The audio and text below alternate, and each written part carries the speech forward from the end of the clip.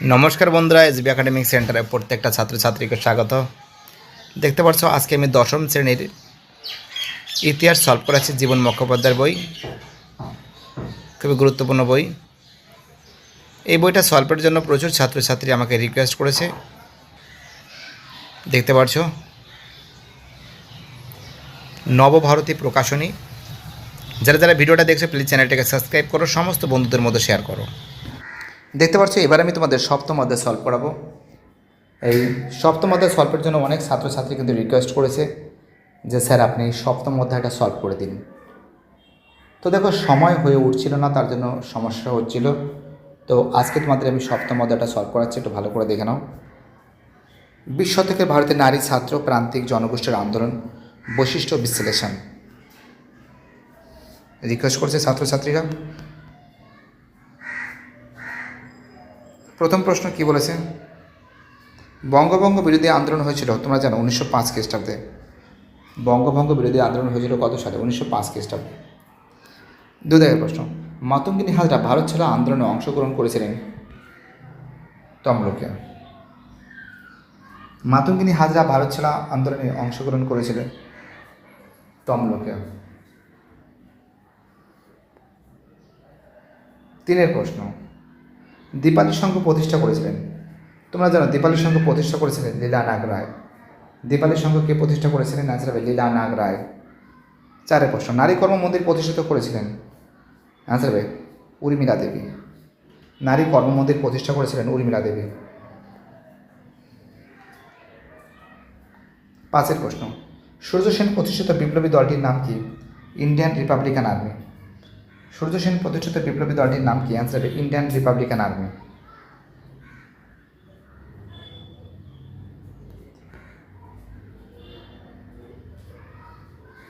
দলিতদের হরিজন আখ্যা দিয়েছিলেন গান্ধীজি। দলিতদের হরিজন আখ্যা কে দিয়েছিলেন? তোমরা জানো দলিতদের হরিজন আখ্যা দিয়েছেন গান্ধীজি। 7 প্রশ্ন, বাংলার গভর্নর স্টালিন জ্যাকসনকে হত্যা করার চেষ্টা করেছিলেন বীণা দাস। বাংলার গভর্নর স্টালিন জ্যাকসনকে হত্যা করার চেষ্টা করেছিলেন বীণা দাস। 8 প্রশ্ন, অ্যান্টি সার্কুলার সোসাইটির সম্পাদক ছিলেন শচীন্দ্র প্রসাদ বসু। অ্যান্টি সার্কুলার সোসাইটির সম্পাদক ছিলেন শচীন্দ্র প্রসাদ বসু। 9 প্রশ্ন, ভাইকম সত্যাগ্রহ অনুষ্ঠিত হয়েছিল মালাবার উপকূলে। ভাইকম সত্যাগ্রহ অনুষ্ঠিত হয়েছিল মালাবার উপকূলে। 10 প্রশ্ন, মাদ্রাজ আত্মসম্মান আন্দোলন শুরু করেন। আনসার এর আনসার রামস্বামী নায়েকার। মাদ্রাজে আত্মসম্মান আন্দোলন শুরু করেন রামস্বামী নায়েকার। দেখতে পাচ্ছ খুব সুন্দর করে সলভ করে দিয়েছি। এবার দেখে নাও, এখান থেকে ম্যাচিংটা দেখে দিচ্ছি তোমাদের। ম্যাচিংটা দেখে নাও। দেখতে পাচ্ছ, বঙ্গলক্ষ্মী ব্রত কথা রামেন্দ্র সুন্দর ত্রিবেদী। 16ই অক্টোবর রাখি বন্ধন। বীরাষ্টমী ব্রত ষড়দেবী চৌধুরানী। 42-এর আন্দোলন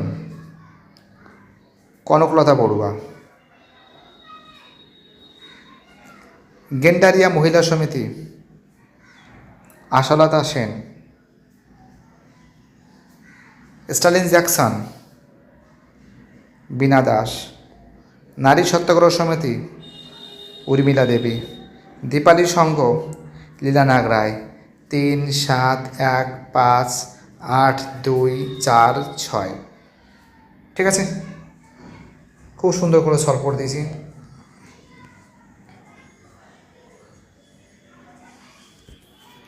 গোলামগিরি হবে 1793।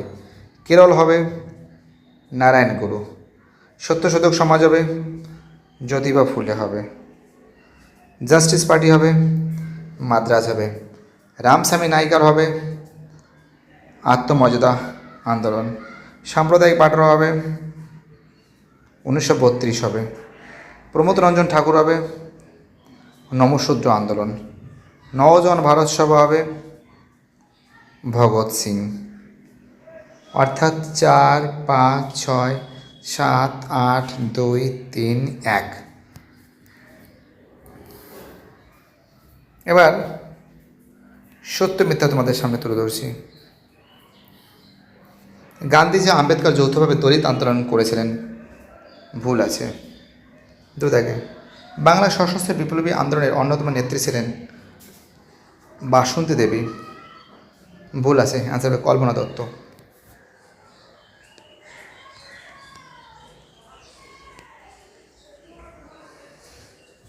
তিনের প্রশ্ন, দীপালির সংঘ প্রতিষ্ঠা করেন কল্পনা দত্ত, ভুল আছে। লক্ষ্মীর ভাণ্ডার প্রতিষ্ঠা করেন বাসন্ত দেবী, ভুল আছে। বাংলার গভর্নর স্টালিন জ্যাকসনকে লক্ষ্য করে গুলি ছোড়েন বীণা দাস, ঠিক আছে। দেখতে পাচ্ছ খুব সুন্দর করে তোমাদের সামনে সলভ করে দিয়েছি আমি, অসাধারণভাবে সলভ করে দিয়েছি।